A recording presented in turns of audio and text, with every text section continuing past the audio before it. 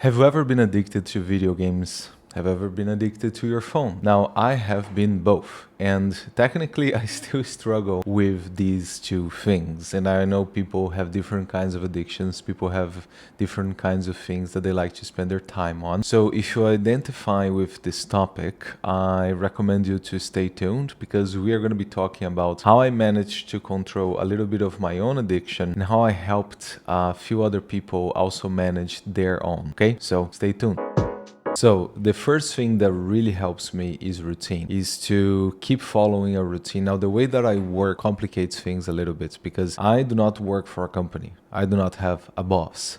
I work for myself. I have students and I have patients. My point is that it's difficult to be productive all the time. And we really have this feeling that we must be productive all the time. So you're always trying to do your thing, to sell your product, sell your ideas, share your opinions. Ironically, guides people away from that. People kind of, that's why we have doom scrolling. We're just going through Instagram Reels, YouTube Shorts, or TikTok. This is what people do to get out of reality. And that's what has always happened. Plato wrote about this in the Allegory of the Cave in a book called The Republic. But anyway, the Allegory of the Cave is like people who are just looking at the shades, the shadows that are going through this entrance of the cave and being projected onto the wall of the cave. And these people are handcuffed, they are prisoners. But then one of them gets free, leaves the cave, and see colors, smell the roses, smell the grass, the trees,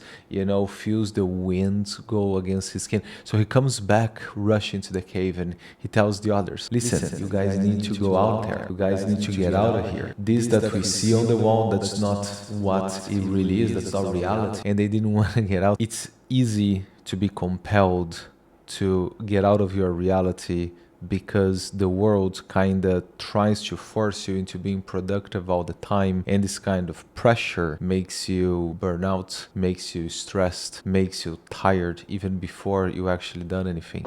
So again, routine is number one, like I said, and the number two would be purpose. You can get into a new routine without a purpose. How long is that gonna last? You need a purpose. You need to find something like a goal, like an objective that you can aim towards. And then you keep going through, you keep following that path towards your objective. It's kind of easy to say that, but I know no better way for anyone that I've ever met, ever dealt with, ever worked with, that was able to overcome such thing as an addiction without having something else going on or something else that they wanted.